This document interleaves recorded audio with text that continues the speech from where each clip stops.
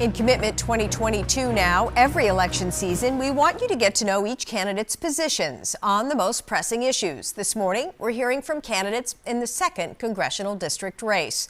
We asked, do you have confidence that the results of the upcoming election will be trustworthy?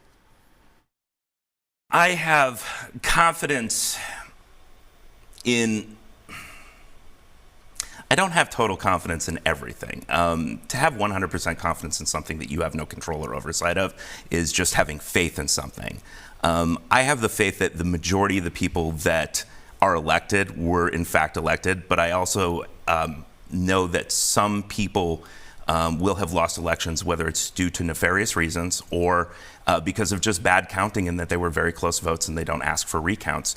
When I first ran in a major election here in New Hampshire, we had one ward in Manchester that miscounted, I think, about 70 votes. That's enormous. Most people wouldn't even ask for a recount on something like that if it happened in one ward. So for somebody like me, I could have lost an election without asking for a recount and then not knowing that it was because of a screw up by one single city moderator who created a huge discrepancy. I do have confidence, and this is something I really want to focus on.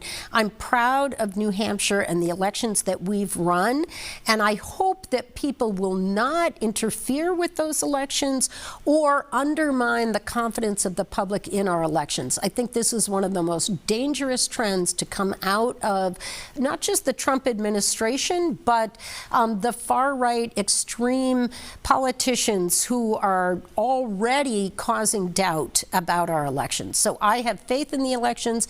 I encourage people to vote. If you're not able to get to the polls, you can still vote early or vote by mail, but I want to make sure that you make it to the polls on November 8th, that your vote gets counted.